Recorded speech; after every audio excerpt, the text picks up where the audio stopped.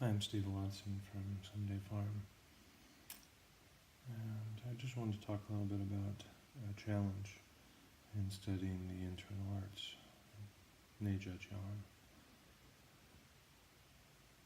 And the challenge is that the tools that the teacher has are external to the experience that the student is having or trying to have.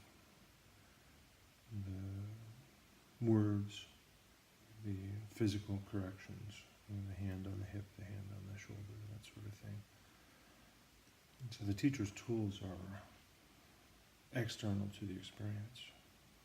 So they're at least a step removed.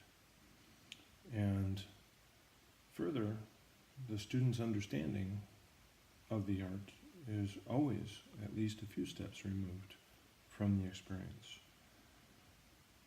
The experience of the internal arts is internal. And if I was teaching it, demonstrating something, that experience is alive within me. And that aliveness, that experience, that expression creates shapes that can be seen by somebody that's not me, or seen by me in a mirror. So they're external to the experience. Not what I'd normally call external, it's physically me, but it's external to the experience. In the same way that the air in a balloon creates the shape that we see as the balloon. So the balloon really describes an effect that's in existence. And that effect changes the rubber or plastic of the balloon, or tinfoil, or whatever. So, if I'm teaching, then I'm having this internal experience, this expression that creates something external to that experience that can be seen, touched, felt, experienced by somebody outside of me. And they have to experience that through their senses, what they see, what they feel, what they hear. And then that has to be processed. The experience of their body, the experience of their eyes has to be processed and then translated and then delivered to their internals. And then they have to try and develop that same thing within themselves.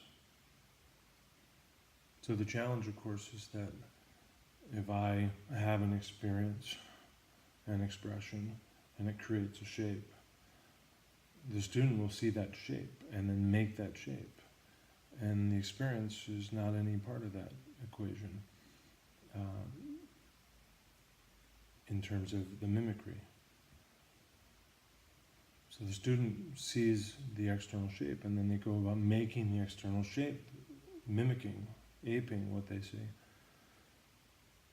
Really what we want to do is have the experience and the expression which should lead to that shape, or something very similar to it for your body. So we're always at this remove, because I can't be in the student's body and offer that experience and expression and hope to attain something of that shape or movement or folding or unbending. So it's something to be aware of. As a teacher, we're always using imperfect tools to teach imperfectly at a distance. The Sifu's internal is not what you see. You see the results of it. And there may be multiple layers by which we're removed. This, of course, is all assuming that the Sifu is doing it properly. So it's another layer removed if I'm a poor representation of what my teacher was doing, assuming my teacher was doing it right, and assuming you saw everything about the shape of my balloon, and then mimicked it perfectly, or even called upon the internal energies to create those shapes. If you didn't see all the effects of my internal, again, it's a It's a faded replica of what was there. And so, like in a game of telephone, each of these steps removed we are from the experience and the expression is another opportunity to miss an awful lot. And when we have a few different layers, we might at best hope to get some small percentage of what our instructor is doing. And if our instructor achieved the same as you're trying to achieve, and they were not the first of their line, the best we can do is this very small little bit, using the wrong tools. And so my hope here is just to remind us that even if these tools are incorrect and we know it, knowing that it's the incorrect tool can help apply your awareness so that we do the best that we can with the tools that we have.